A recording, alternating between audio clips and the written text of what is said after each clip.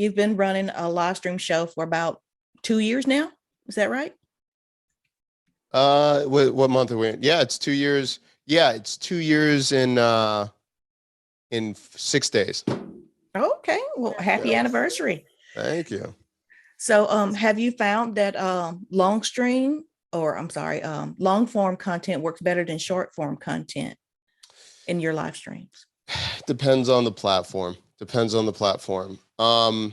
For so yeah. So the thing is, I'm streaming on multiple platforms, about 9 to 10 at the same time, but for different reasons. So for long form on Facebook, I'm just using it for because it's already doing my basic transcriptions before I chop it up using Repurpose. So I'm just streaming to Facebook for that.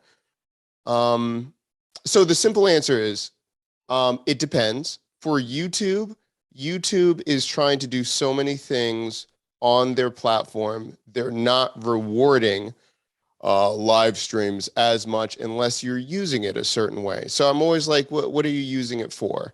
I have seen that now live streaming in long form has worked to get clients because people have seen that I show from start to finish. You do not need to pay me, but it also brings up the authority and brings up that what I'm saying can be done. And I know what I'm talking about. And it's not clickbait. So when that happens, once they watch the whole thing, if it's a good fit, then they contact me and then I get consulting work from there. And it's better. I find the conversion of great clients usually are from long form because they can see my personality and it's a better fit versus usually when they see the more listicles and quippy kind of things, it's better for my click-through rate, average view percentage view, whatever. The point is, then they're like, hey, I saw that. Let's work together. And then I've got to go through a full filtering if they're a great client for me to work with. So I think on the point of does it help the channel? Yeah. For me personally, but again, that ecosystem, if we're talking about YouTube, depends on the platform and live streaming. I have found that it doesn't do that well because YouTube is trying to do so many other things. Now, if you're a gamer, if you're a very specific niche, I have seen it work well in live streaming on YouTube, but it really depends on the niche.